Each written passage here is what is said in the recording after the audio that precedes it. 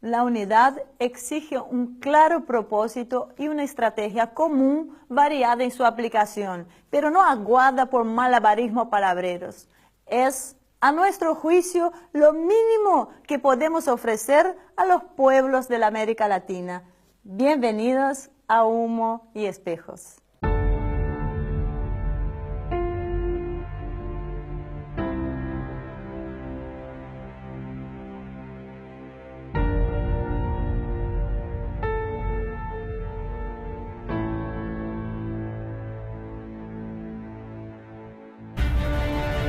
El farmacéutico es uno de los lobbies más influyentes del mundo. 应对挑战，力行力量，破解。 Farmacéuticas tienen demasiado poder. Avecina una gran guerra entre la realidad virtual y la realidad aumentada.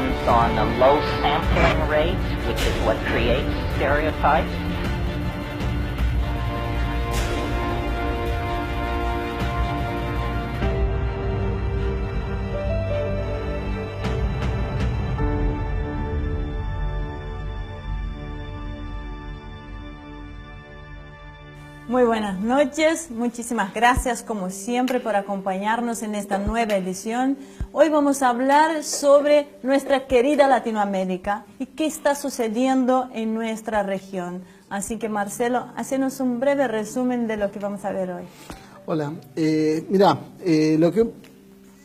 a fines del 2015, hasta fines de 2015, América Latina venía en una trayectoria que parecía que iba a romper con esa historia habitual de dependencia con determinados poderes. Pero tuvimos algunas sorpresas, o quizás no tanto eran sorpresas, porque ya se veía venir, pero empezamos a ver que la ofensiva neoliberal hizo caer el gobierno de Dilma, puso a Macri en la Argentina, empezó a acorralar a Maduro en Venezuela. Bueno, todos estos cambios nos sembraron un poco de pesimismo, pero ahora empezamos a ver como que empiezan a haber unas pequeñas luces de esperanza. Tal vez esta noche neoliberal no sea tan densa como pensamos y tal vez haya posibilidades de que la podamos superar rápidamente. Eso es un poco lo que vamos a ver hoy. Bueno, y tenemos la suerte de poder contar siempre con invitados de lujo que saben de los temas que vamos a hablar, entienden mucho y por supuesto lo van a ayudar a que todos entendamos mejor lo que está sucediendo. Nuestra primera invitada es Diana Amra, quien es directora del proyecto de divulgación de la historia. Así que Diana, bienvenida, muchísimas gracias por acompañarnos hoy. Gracias a ustedes por la invitación. Diana, el avance de las políticas neoliberales de la región, ¿significa el fin de los gobiernos populares? Como decía Marcelo, me parece que no significa el fin de los gobiernos populares, que lo que los medios de comunicación y lo que las lecturas en términos de especialistas tradicionales nos muestran es que lo que va aconteciendo desde el punto de vista político institucional, pero nada se dice de lo que va surgiendo desde abajo y de las formas de organización que intentan sobre todo mantener el esquema que se había establecido hasta 2015 como se planteaba con anterioridad. Bien, una vez más nos acompaña Walter Formento, quien es director del CIEPES. ¿Qué tal, Walter? Gracias por acompañarnos hoy, un lujo tenerte nuevamente. Gracias a vos, Ivonne, Marcelo. Walter, siempre hablamos de la similitud que hay dentro de nuestra región, el avance de los medios de comunicación y de estos nuevos gobiernos, ¿no? Lo que está sucediendo en Brasil, lo que sucede en Venezuela, lo que está sucediendo en Argentina. ¿Qué nos podéis decir algo sobre esto? Bueno, en términos del neoliberalismo financiero, digamos que una de las cosas que uno debe observar, lo primero que uno aportaría es que realmente el neoliberalismo financiero avanzó en los cambios de gobierno. Esto no implica un cambio todavía en las correlaciones de poder y se manifiesta claramente en el uso de las plataformas mediáticas transnacionales, particularmente las dos grandes, Fox News, Clarín o Globo, y por el otro lado, la que viene de la mano de CNN, Grupo Prisa, Telefe. Entonces, que la primera tiene larga trayectoria en la región y la otra está ingresando de manera acelerada a partir de los dos grandes cambios de gobierno como el de Argentina y de Brasil.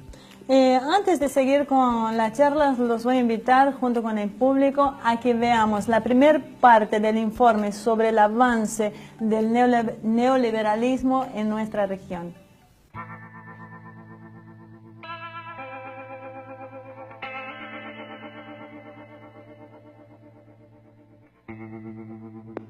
Durante buena parte del siglo XX, la forma de derrocar gobiernos incómodos para los poderes mundiales ha sido el tradicional golpe de Estado, donde se interrumpía el funcionamiento constitucional democrático a través de la utilización de las fuerzas militares del país díscolo. Esta modalidad, que se basaba en una represión sangrienta, fue encontrando sus propios límites ante un mundo globalizado en forma creciente que demandaba el respeto de las formas democráticas, al menos las formales. Sin embargo, la necesidad de combatir los enemigos políticos no cesó, por lo que fue necesario crear nuevos métodos para imponer las políticas que los poderes necesitaban implementar. Se desarrollaron entonces diferentes mecanismos complementarios, entre los que podemos señalar la formación de profesionales en áreas claves como la economía o el derecho, con una visión influenciada por los intereses de quienes financiaban las casas de estudios. Pero conseguir el control de las masas y su mansa aceptación de políticas que van en contra de sus más elementales intereses no era fácil, y para ello se necesitó contar con la colaboración de especialistas en comunicación psicosocial que desarrollaran una forma de control sutil y efectiva. La piedra angular de este proceso la constituyeron los medios de comunicación en el sentido más amplio del término, excediendo con creces la televisión tradicional y alcanzando el cine, las series, los medios escritos e Internet. Ellos crearían nuestros futuros valores, remodelarían nuestras tradiciones, indicándonos lo que está bien y lo que está mal, en definitiva, cómo debemos pensar. Pese a lo que el común de la gente supone, las capas más vulnerables a esta penetración cultural e ideológica no se da en los sectores de menos recursos, sino en los de mayores recursos económicos y mayor educación, más sensibles a las influencias del primer mundo. La razón es entendible.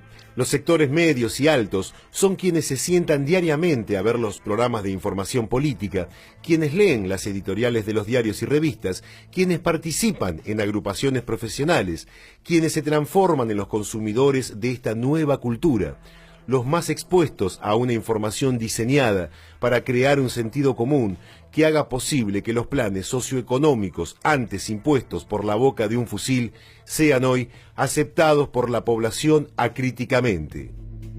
No es de extrañar entonces encontrar similitudes en el papel de los medios de comunicación que hostilizan los gobiernos populares en nuestra región.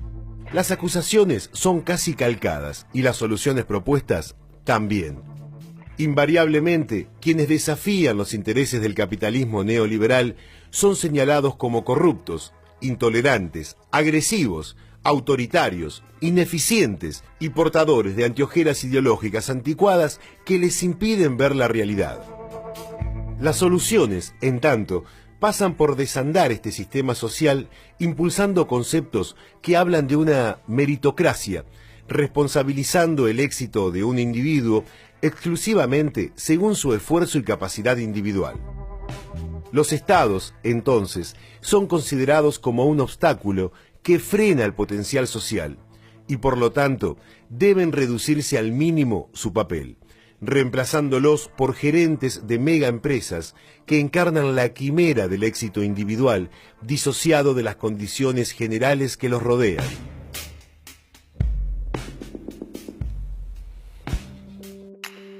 Bien, voy a hablar primero con vos, Walter, porque mencionaste algo cuando empezamos a hablar que fue sobre el tema de los medios de comunicación y los distintos alineamientos que trazaste. El Grupo Prisa por un lado, con CNN, por otro lado Fox.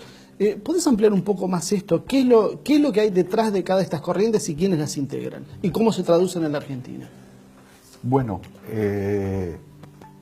frente a esta ofensiva del proyecto neoliberal financiero, porque eso es lo específico del neoliberalismo, es que profundiza su relación con las grandes finanzas, con los grandes bancos, y por lo tanto, por otro lado, necesita la crisis de las viejas formas de partido político y particularmente la eliminación física o no, pero eliminación al fin, de los militantes sociales, gremiales y políticos.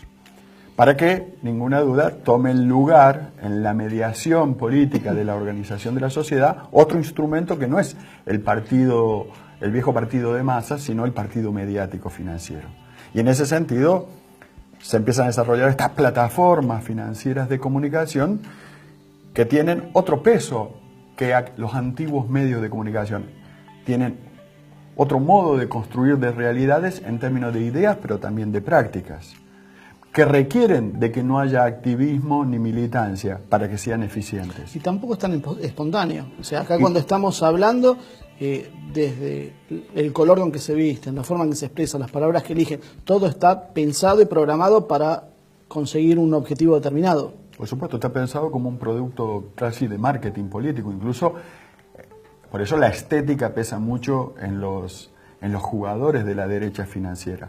Y en términos, entonces uno dice, las dos grandes plataformas mediáticos financieras, una es Fox News, que como ya dijimos hacia abajo, su relación con Clarín, O Globo, Globovisión, Mercurio, TV Azteca, pero hacia arriba, entre los controladores financieros, vos encontrás a JP Morgan, Goldman Sachs, Bank of America, es decir, la banca Rockefeller, como le llaman algunos, sintetizando, por más que Rockefeller no es el único. Y del otro lado tenemos, digamos, en el grupo Prisa, tenemos al HSBC, al Berkeley, al Santander, es decir, el famoso clan Rothschild, que no es solamente la familia Rothschild, es mucho más diverso, pero generalmente se sintetiza.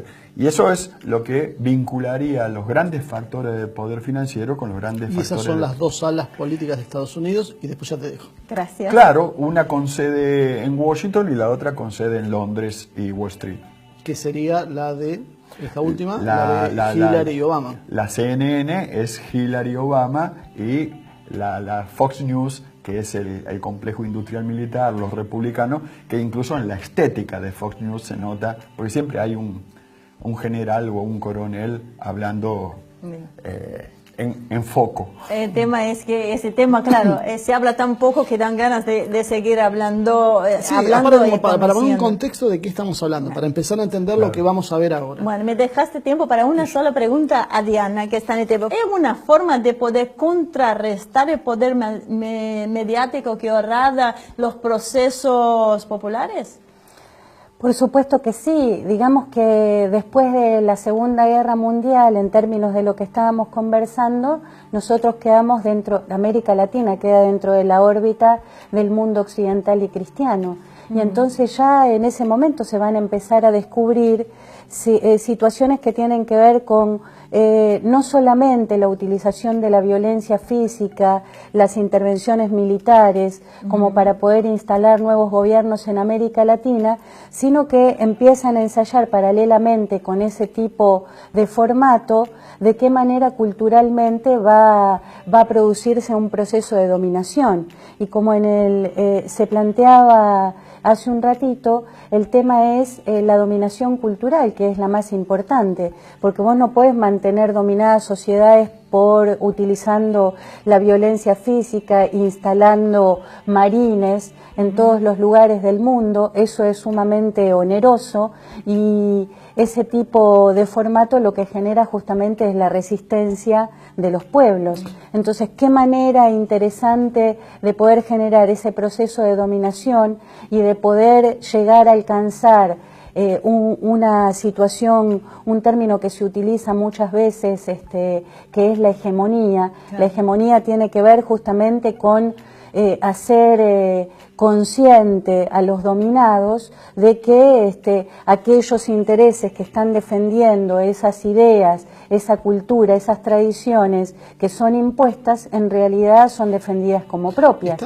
Estamos viviendo lo que en algún momento había escrito Orwell a través de sus ficciones, donde hablaba de controlar el pasado para controlar el presente y para de esa manera poder controlar el futuro. Pero a mí me parece que sí. Cuando veía el informe también recordaba alguna película de ciencia ficción de la década de los 80, que producida por John Carpenter, Ellos viven, donde muestra, digamos, John Carpenter todo este proceso que tiene que ver con la culturación, la instalación, digamos, de una sociedad de consumo,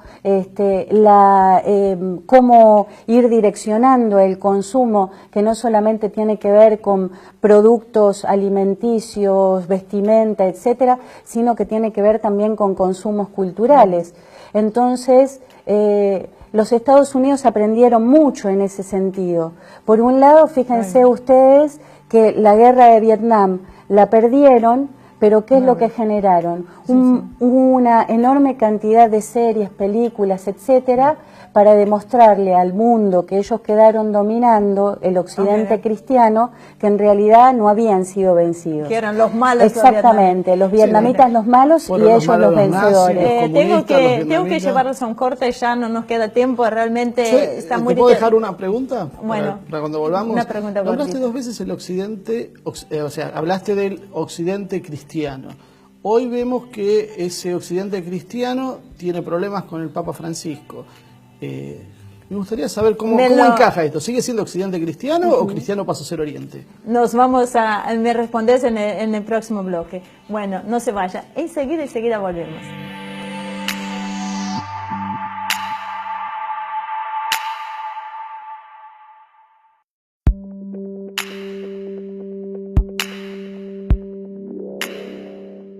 Bien, acá estamos de regreso, esperando la columna de Damian Jakubowicz, quien nos va a hablar sobre el silencio comunicacional de Occidente frente al golpe de Estado de Egipto. Con ese título seguro que nos dan ganas de escucharlo.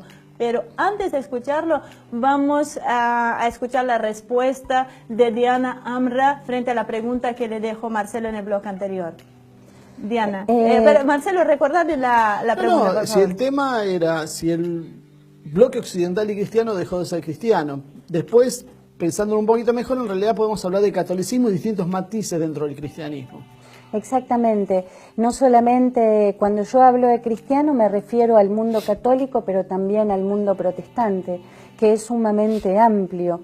En el caso de América Latina en particular, lo que podemos venir viendo, sobre todo desde fines de la década de los 60, comienzos de los 70, es un decrecimiento muy importante de los feligreses católicos que se vuelcan sobre todo a estas otras iglesias protestantes, podríamos calificarla en términos generales, iglesias electrónicas que fueron surgiendo sobre todo en la década de los 70, que después fueron copando, en el caso de la Argentina... ¿Con la CIA detrás? Claro, y los distintos cines que existían en nuestra ciudad fueron siendo copados por estas iglesias de este carácter. En algunos casos, sí, con la CIA detrás, obviamente, porque también operan, como sucedió en el caso del golpe de Estado en Brasil a Dilma Rousseff, una cantidad importante de los integrantes de ese Congreso que votaron en favor de la destitución de Dilma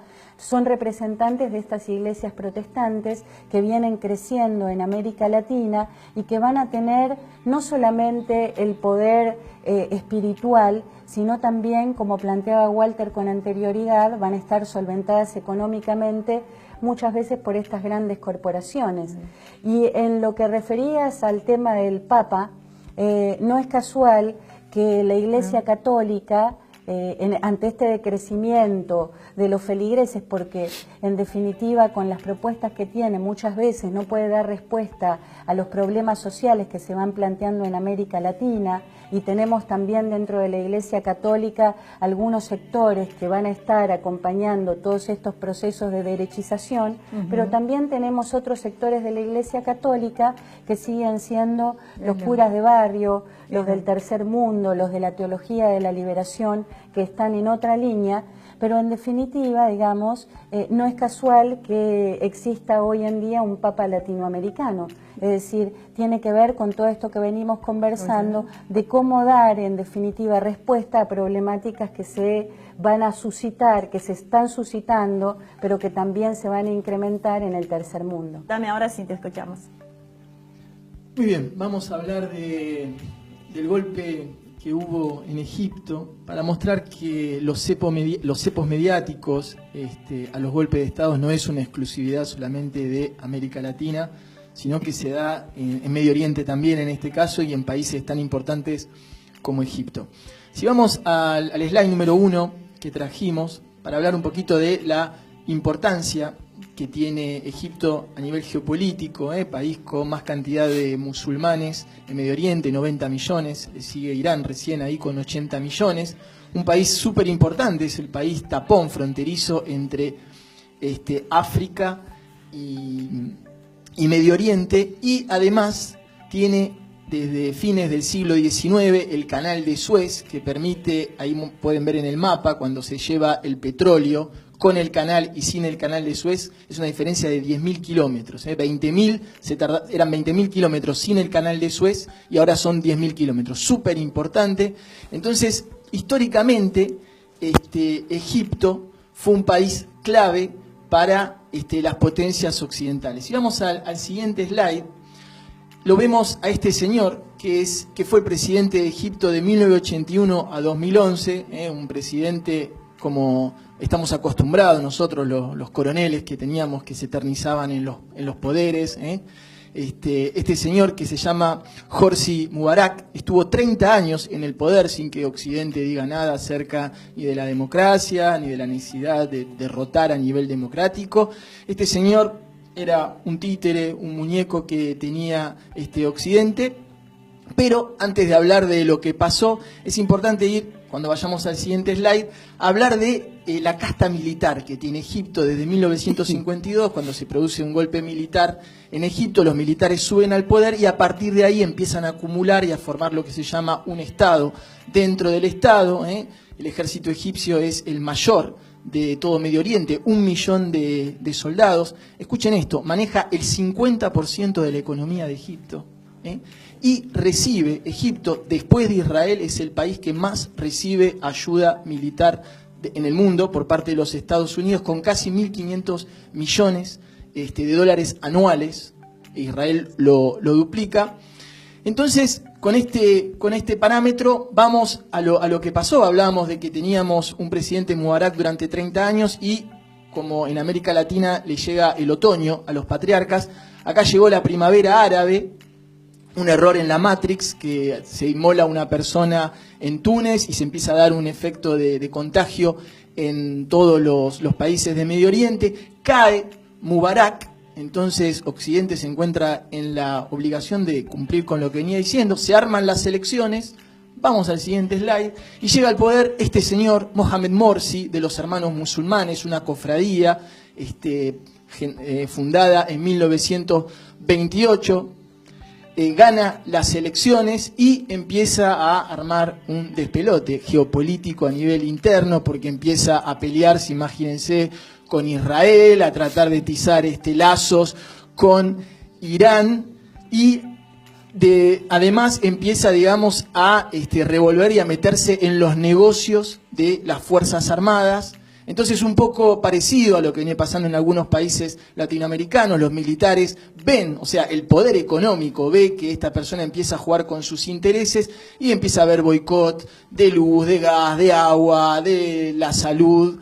La gente se empieza, obviamente, a sulfurar, empiezan a haber manifestaciones, los militares apoyan las manifestaciones, cae este señor, vamos al siguiente slide, aparece este señor, que es Abdel Fattah al-Sisi, uno de los militares, gana unas elecciones con el 96% de los votos, imagínense lo democrático de eso, y a partir de ahí, vamos al siguiente slide, empieza una represión feroz, pero feroz. En el mismo verano del 2013 se matan 1.400 militantes de Pro-Morsi, de los hermanos musulmanes, encarcelan 14.000 militantes, ¿sí? Para el año 2015, las ONG de Egipcio consideran que desaparecieron, acuérdense ese término, desaparecidos, que nosotros lo conocemos, 1.840 personas, y Amnesty Internacional calcula que en el 2015 hay 40.000 presos políticos en Egipto, y ahora nos preguntamos qué pasó con Occidente. No nos enteramos casi nunca de lo que pasaba ahí. Ahí está el gran cepo mediático, y también nos podemos preguntar qué pasó en América Latina, porque tampoco se escucharon muchas voces clamando contra este golpe. Esto ha sido todo, Ivonne. Bastante fuerte, indudablemente. Muchísimas gracias, Damián. Tu parecer, Walter. Lo que quería acotar una cosa como para traerlo al contexto latinoamericano. Cuán similar son los procesos, más allá de las castas militares, algunas particularidades, ¿no? La forma en que se atacó a la población para primero conseguir ese enojo popular, como se lo condujo después hacia donde querían. Esos son procesos muy parecidos a los que vemos más crudamente en Venezuela, pero que pudimos verlo en la Argentina, lo podemos ver en Brasil. Hay primero un boicot hacia la economía, hacia la forma de vida normal, común que tiene la gente, y a partir de eso ese descontento se canaliza. Sí, primero, sí, para aportar, la caída del del 2011, de ese presidente que venía desde el 83, asume como presidente luego de la caída de los dos grandes generales del panarabismo, del gran proyecto nacional que tenía que ver con el movimiento no alineado, ¿no? Los dos grandes proyectos que vinculaban Egipto, Irak y Siria dentro del movimiento no alineado, que fueron asesinados. Por lo tanto, el triunfador era un hombre muy cercano al Pentágono y al complejo industrial militar. La caída en el 2011 y el ascenso de la hermandad musulmana, los hermanos musulmanes, tienen un financiamiento desde Qatar, desde Londres, la otra city financiera. Ahí se produce un juego de tensiones dentro del bloque financiero entre el neoliberalismo financiero y ese conservadurismo financiero, y emerge al-Sisi recuperando banderas del viejo nacionalismo estratégico que incluso ubica a Egipto equidistante de los dos grandes jugadores financieros y retomando vínculos con Rusia, que le permite devolver el desarrollo de la base militar que tenía, además de la de Siria, ahora de nuevo, dándole de nuevo un grado de libertad a Egipto de gran jugador estratégico que va a retomar, digamos, su lugar de actor, de mediano volumen, porque no tiene el peso de China, ni de Rusia, ni de Estados Unidos, una ni de Gran potencia Bretaña. regional. Potencias regionales, me parece también. Ahora, el fenómeno mediático, porque lo que se habló mucho en su momento de las primaveras árabes fue eso. Es más, se especuló en algún momento con que la respuesta del neoliberalismo a los procesos populares latinoamericanos iba a ser una primavera latinoamericana. ¿Eso cómo vos lo ves? Como se planteaba en el primer informe, lo que hay es mucha gente que nos está estudiando como sociedades. Podríamos hablar del surgimiento histórico de la antropología, que surge a fines del siglo XIX como una ciencia, pero es una ciencia para la dominación. Es decir, esos relatos que nosotros muchas veces leemos en la escuela y que llamamos relatos de viajeros, esos no eran viajeros, eran justamente agentes de los distintos imperios de turno que iban a estudiar el África, ¿no? tenemos series, Tarzán muestra, Sí, por sí. ejemplo, cómo existen esos viajeros. Van a estudiar a nuestros pueblos para ver de qué manera se los puede controlar socialmente, de qué manera se pueden obtener los recursos naturales que existen en esos lugares, de qué manera se puede obtener también mano de obra necesaria para la producción. Y hay un Y esos- modelo latinoamericano. Y esos son procesos, digamos, tomo el tema de la antropología, pero son procesos que no han finalizado, porque en términos generales, desde el Departamento de Estado de los Estados Unidos, desde estos distintos lugares de poder en el mundo, lo que hay es un sinnúmero de especialistas que están viéndonos, ¿sí?, que incluso se instalan en nuestros propios países, conviven con nosotros para ver de qué manera poder controlarnos mejor. Y hay teóricos que trabajan permanentemente en ese sentido. Perdón, Fíjense que, por ejemplo, termino con esta idea, mira, fíjense que en la década de los 80 hubo un grupo perteneciente en parte al Departamento de Estado, perteneciente en parte a estas grandes corporaciones, que estuvo estudiándonos y que nos dedicó varios documentos, los llamados documentos de Santa Fe. Voy a dar un caso en particular. Noriega, ¿sí?, el presidente de Panamá, que es secuestrado por las fuerzas operativas de los Estados Unidos en el año 1989, esa operación ya estaba predicha en estos documentos de Santa Fe. Es decir, Noriega era un problema, lo que Carter había generado en términos de ese tratado que había firmado con Torrijos para la entrega del Canal de Panamá en el año 1989, todavía no tenía que cumplirse. Y bueno, ¿y de qué manera entonces poder saldar esa situación? Bueno, acusándolo de narcotraficante, ¿no? Secuestrándolo, interviniendo militarmente en Panamá y llevándolo a los Estados Unidos para que fuera juzgado y preso. Ese tipo de operaciones están todavía absolutamente vigentes y hay un teórico, sobre todo, de estas primaveras y de estos golpes de Estado suaves, que se llama Hen Sharp, ¿sí?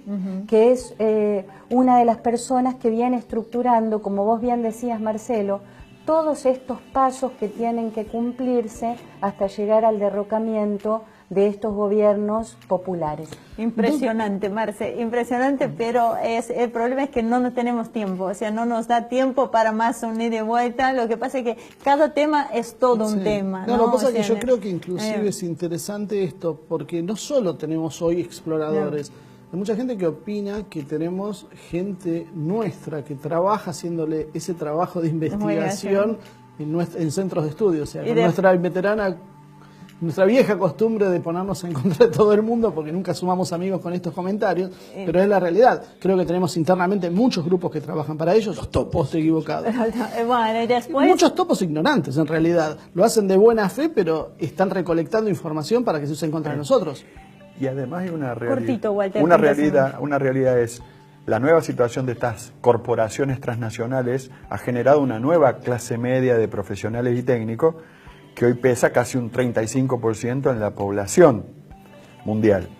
Y las plataformas móviles, eso que llamamos celulares, lo menos que tienen es de celulares y lo que más tienen son de plataformas móviles de comunicación que ha generado, porque el sujeto de la primavera árabe es esta clase media profesional asociada a las nuevas redes financieras globales, que tiene otro estatus, otro espíritu en términos de ascenso social en esas líneas de doctorados y esas carreras de profesionalización asociadas a estas plataformas. Entonces, ahí viene la discusión sobre quién controla la fibra óptica y los motores de búsqueda de información. Bueno, impresionante, la verdad, un bloque espectacular, con ganas de seguir hablando, así que bueno, no se vaya, el único que se nos va a ir lamentablemente es Damián, pero ustedes quédense por ahí, no se vayan porque en un ratito ya volvemos con la última parte.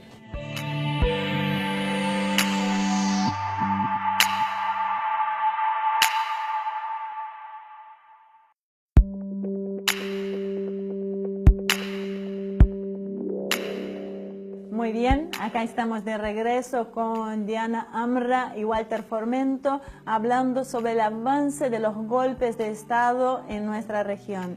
Así que, bueno, vamos a seguirte el tema, vamos a volver a nuestra Latinoamérica querida. Y eso te pregunto a vos, Diana, respecto a la justicia, tanto en Brasil como en la Argentina, que se ha mostrado como una pieza clave en la reimplantación de los modelos neoliberales, cosa que venimos hablando, ¿no? Ahora, ¿cómo se puede democratizar este poder que es la última trinchera antipopular? La verdad que es un tema muy difícil y muy complicado, porque nuestros sistemas constitucionales establecen justamente que los jueces se van a mantener en su cargo en tanto y en cuanto su conducta o su buena conducta así lo determine. Claro, muy diferente a lo que pasa en otros poderes, donde se eligen por un término. Nos parece natural que un juez sea de por vida. Y si un juez es de por vida, entonces este formato tiene que ver con poder garantizar que no haya connivencia entre el Poder Ejecutivo y el Poder Legislativo con el Poder Judicial, es decir, que los distintos gobiernos de turno no tengan posibilidad de poder implantar toda una serie de jueces, sino que vayan jugando con los que ya habían sido designados previamente, lo que va generando también es muchas dificultades y muchos problemas, pero vemos también que es un mecanismo que a lo que lleva justamente es a mantener, como vos decís, a perpetuar a toda una serie de personajes que vienen de dinámicas y que vienen de lógicas distintas. Nos acotan, nos ponen un marco dentro del cual nos podemos mover. O sea, por más que ganemos elecciones, nunca vamos a poder salir de esos parámetros que previamente nos fijan. Para eso está la justicia. Walter, lo que vimos en Brasil, que podemos decir que fue claramente un golpe legislativo apoyado por el Poder Judicial y el Poder Mediático, ¿no es cierto? Que ahora se está cayendo y hay cierta duda sobre lo que va a pasar con el impeachment a Dilma, porque es algo muy raro en el sentido que la juzgan quienes en realidad están acusados de verdadera corrupción. O sea, ¿cómo podemos entender este proceso? Bueno, por un lado, el gobierno de Dilma, de Lula, del Partido de los Trabajadores de Brasil, avanzó con una agenda de carácter popular, pero también de carácter industrial estratégico.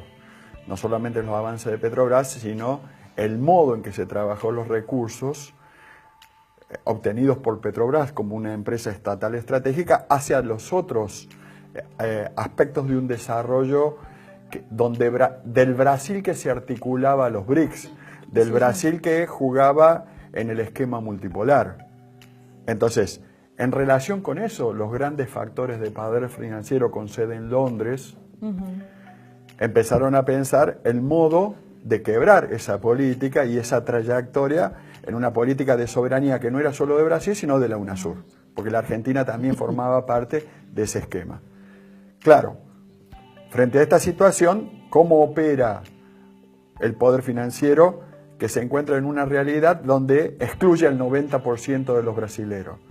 Y tiene que empezar a actuar sobre el factor de lo que se llama la iglesia electrónica, que no tiene que ver con el protestantismo comprometido con el humanismo, ni con el catolicismo comprometido con el humanismo, sino con ese evangelismo que forma parte más de estructuras de inteligencia que de la estructura del humanismo y de las creencias. La desestabilización financiera a partir de la crisis del 2013, de la corrida financiera de la FED, y los grandes partidos mediáticos, particularmente O Globo, operando como partido paralelo, presionando sobre el Poder Judicial, incluso sabiendo de distintos momentos de corrupción del Poder Judicial. Entonces usan estos elementos para forzar una situación donde la duda se pone sobre Dilma, cuando en realidad lo que todos saben es que los corruptos son los que están detrás de Temer, incluido Temer. Incluso bajo... Marcelo, un segundo, tengo acá. que llevarlos a ver la segunda parte del informe que les habíamos preparado y después hablamos sobre el tema de Temer, que bajó un 9% de popularidad, alguien que ya tenía un 2%. Así que veamos la segunda parte del informe.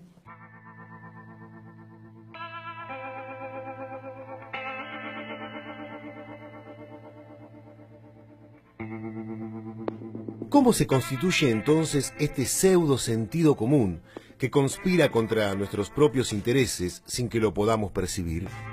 ¿Cómo se construye la hegemonía de una manera de ver el mundo capaz de dar mayor estabilidad al statu quo dominante que aquel que proporciona la fuerza militar? La imposición violenta llama a la rebelión. El grado más refinado de dominación es conseguir que el esclavo se ponga sus propios grilletes. Noam Chomsky nos da 10 puntos a tener en cuenta para conocer la mecánica de este proceso. Primer punto. La estrategia de distracción, donde informaciones insignificantes, constantes, consiguen desviar el interés público. Crear un problema para ofrecer una solución. La falta de divisas ex profeso genera la necesidad de las mismas para evitar el freno al desarrollo. Entonces se propone la solución: reformas legales que les permitan mayores beneficios. Problema, solución. El tercer punto de Chomsky es el gradualismo, que genera el acostumbramiento del pueblo a medidas impopulares como tarifazos y devaluaciones. La promesa de un futuro mejor. Hoy debemos hacer un gran esfuerzo, pero luego el futuro nos sonreirá. Y por supuesto, ese futuro se irá dilatando gradualmente, haciéndolo inalcanzable. El quinto punto: hablar al público como chicos de corta edad. Apunta a conseguir una respuesta infantil a los problemas planteados. Y el sexto: enfocarse en lo emocional antes que lo reflexivo. El séptimo punto es mantener al público en la ignorancia y la mediocridad, sosteniendo y aumentando la distancia en la calidad de la educación entre las clases dominantes y el resto. El octavo punto: estimular al público a ser complaciente con la mediocridad. Podemos ver una degradación social y vulgaridad en nuestras sociedades, tal como lo señala Chomsky. El noveno punto es la autoculpabilidad. Un individuo que se cree responsable de los fracasos de su vida es débil, depresivo y difícilmente se transforme en un elemento revolucionario. Por último, el 10º punto que nos propone Chomsky es conocer a los individuos mejor de lo que ellos mismos se conocen.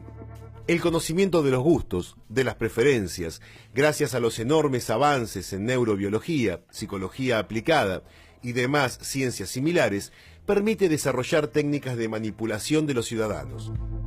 El supermercado condiciona a un consumidor para comprar productos que no quería, pagándolos a un mayor precio. En política pasa lo mismo. Esos conocimientos son aplicados para que frases, palabras, ideas básicas, colores, música, sean combinados de manera tal que un candidato o una ideología sean impulsados hacia el triunfo. Nuestra región demuestra cómo un gobierno que ha mejorado el nivel de vida de la enorme mayoría de la población, mejorado los índices de desarrollo humano, aumentado la escolaridad, desarrollado la ciencia y la tecnología, puede ser desprestigiado ante su propio pueblo y en algunos casos elegir a un sucesor que representa todo lo contrario. Muchos piensan que los pueblos eligen a quienes mejor representan sus intereses y que quienes hacen lo contrario solo pueden llegar al poder por la fuerza. Hoy, la realidad nos demuestra que no es así y que los pueblos también pueden ser manipulados. Es necesario tomar nota de esto y estar a la altura de las circunstancias si no queremos que la democracia se transforme en una cáscara vacía de contenido, fruto del engaño a los intereses nacionales y populares.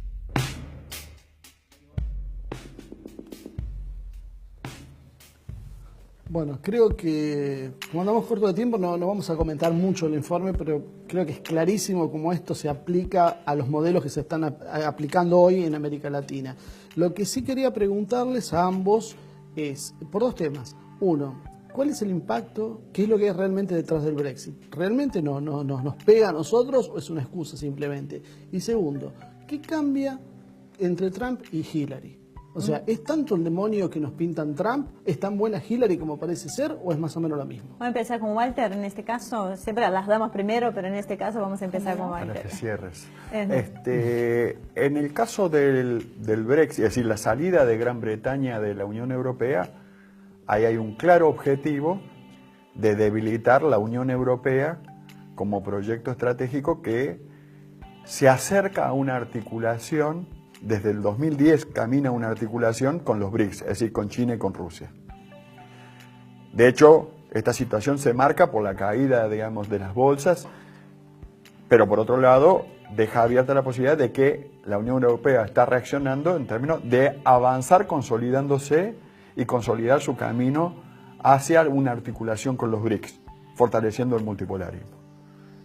Esto, por un lado, debilita a Gran Bretaña como un todo, porque Escocia, Gales, Irlanda, Gibraltar, incluso Londres, dicen, nosotros nos quedamos dentro de la Unión Europea. Es decir, la crisis va hacia adentro de Gran Bretaña. Y debilita particularmente a la City de Londres, porque Alemania dice, de ahora en más, la City es Frankfurt. Y por otro lado, todo el mundo sabe que la otro gran vencedor en términos de City financiero va a ser Shanghái y Hong Kong dentro de China. Esto, ¿cómo impacta en Sudamérica, tanto en Brasil y Argentina, para ser sintético? En Argentina debilita al presidente Macri, que está respaldado en estos factores financieros. En Brasil también, Temer tiene ese respaldo. Por lo tanto, pero al fortalecerse aún más el proyecto UNASUR, es decir, el proyecto Unión Europea dentro de los BRICS, se fortalece la posibilidad de el apoyo a la recuperación del proyecto UNASUR, que por un lado se manifiesta con esta posibilidad de regreso de Dilma a la presidencia, que ninguna duda impactará en toda la UNASUR y en la Argentina, favorablemente al regreso de proyectos nacionales y populares. Diana. La segunda parte de la respuesta. 2 minutos, un Claro. minuto menos. ¿Qué diferencias hay entre Trump y Hillary? Yo creo profundamente que no hay diferencias. Las diferencias simplemente son exteriores, ¿no? Pero en definitiva, digamos, sabemos que todos los presidentes de los Estados Unidos, más que nada, cumplen el mandato de las grandes corporaciones y finalmente, con mayores o menores matices, van a ir direccionados hacia esto que planteaba Walter con anterioridad y a reforzar sobre todo la situación de los Estados Unidos a nivel internacional. Después de la caída del muro de Berlín, digamos, como símbolo, se pensó, muchos teóricos pensaron en que se iba a gestar un mundo más armonioso, ¿no? Un mundo unipolar donde los Estados Unidos fuera el vencedor de todo ese proceso de la Guerra Fría. Pienso, por ejemplo, en Francis Fukuyama. Pero ¿qué es lo que va a suceder? Ese mundo unipolar no existe, es este mundo multipolar que presentaba recién Walter y que en el caso de América Latina también va a impactar fuertemente esta discusión que van a tener estos poderosos en términos de qué áreas del mundo van a dominar. No podemos perder de vista, y yo tomaba el tema del canal de Panamá en un bloque anterior, que en la actualidad se está construyendo un nuevo canal, pero que esta vez pasa por Nicaragua, ¿no? Un viejo proyecto del siglo XIX, pero ¿con qué capitales se está llevando adelante? Con capitales chinos. Es decir, que esta demonización también de todo aquello que no tenga que ver con los intereses estadounidenses a través de la cinematografía, a través de las redes sociales, lo vamos a ver en crecimiento, porque no solamente el narcoterrorismo es el enemigo en esta nueva etapa que se abre a partir de la caída del muro de Berlín, sino también que los chinos, todos aquellos que empiecen a competir por el dominio mundial. Bueno, ya no nos queda tiempo siquiera para la reflexión final que solemos hacer, así que quedaron muchísimas preguntas en el tintero, como qué pasará con los BRICS en el caso de Temer, sigue el avance de Rusia y China sobre nuestra región. Bueno, pero eso seguramente lo abordaremos en otro programa, o invitamos a los que nos siguen habitualmente a hacer estas preguntas por nuestras redes sociales, por Facebook, que con gusto lo pasamos a Walter y a Diana y nosotros mismos les vamos a contestar. Así que muchísimas gracias por acompañarnos, muy interesante, creo que fue un gran aporte al programa de hoy. Así que gracias nuevamente a los dos. No, gracias. Así que, bueno. Me siento un patriota latinoamericano, de cualquier país de Latinoamérica, como el que más y en el momento que fuera necesario estaría dispuesto a entregar mi vida por la liberación de cualquier de los países de Latinoamérica, sin pedirle nada a nadie, sin exigir nada, sin explotar a nadie. Con esto terminamos hoy Humo y Espejos.